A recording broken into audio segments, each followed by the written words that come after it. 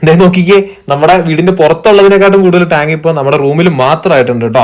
അതേപോലെ തന്നെ പുറമെയുള്ള ടാങ്കൊക്കെ നമ്മൾ റീസെറ്റ് ചെയ്തുകൊണ്ടിരിക്കുകയാണ്. വേറെ ഒന്നുമല്ല, നല്ല വേനലായപ്പോൾ നമ്മുടെ പടുതയൊക്കെ പൊടിഞ്ഞു പോകാനായിട്ട് തുടങ്ങി. നമ്മൾ കുറച്ച് പൈസ ലാഭിക്കാൻ വേണ്ടിയിട്ട് കട്ടി കുറഞ്ഞ ഷീറ്റുകളായിരുന്നു മേടിച്ചിട്ടുണ്ടായിരുന്നത്. അപ്പോൾ ഓരോന്നായിട്ട് പൊടിഞ്ഞു പോകാൻ തുടങ്ങിയപ്പോൾ നമ്മളൊരു തീരുമാനം എടുത്തു, എല്ലാ ടാങ്കുകളും റീസെറ്റ് ചെയ്തിട്ട് മൊത്തം സിമെന്റിന്റെ ടാങ്ക് ആക്കാൻ വേണ്ടിയിട്ട് കേട്ടോ. അപ്പോൾ അതിന് വേണ്ടിയിട്ടുള്ള വർക്ക് ഇപ്പോൾ നടന്നുകൊണ്ടിരിക്കുകയാണ്. ഒരു സൈഡ് തൊട്ട് ടാങ്കുകൾ കാര്യങ്ങളെല്ലാം പൊളിച്ചു. അതേപോലെ തന്നെ ഇത്തവണ ടാങ്ക് കാര്യങ്ങളെല്ലാം റീസെറ്റ് ചെയ്യുമ്പോൾ നമ്മൾ 1% പോലും സ്നെയിലോ കാര്യങ്ങളോ ഒന്നും ഇല്ലാതെ എല്ലാ പ്ലാന്റും ഡെവലപ്പ് ചെയ്യാൻ വേണ്ടിയിട്ടാണ് പ്ലാൻ ചെയ്തിട്ടുള്ളത് കേട്ടോ. വൈകുന്നേരം ആകുമ്പോൾ കൊടികൾ അയച്ചുവിടും. അവർ ഫുൾ ടൈം നമ്മുടെ ഇതിന്റെ സൈഡിൽ കൂടെ ഒക്കെ നടപ്പാണ് കേട്ടോ. അപ്പൊ ഈ ടാങ്കിലെല്ലാം നമ്മുടെ ഇപ്പോൾ ഏതൊരു പ്ലാന്റ് എടുത്തു കഴിഞ്ഞാൽ ഔട്ട്ഡോറിലുള്ള ഓൾമോസ്റ്റ് എല്ലാ ടാങ്കിലും തന്നെ സ്നെയിൽ കാര്യങ്ങളെല്ലാം നല്ല രീതിക്ക് ഉണ്ട്.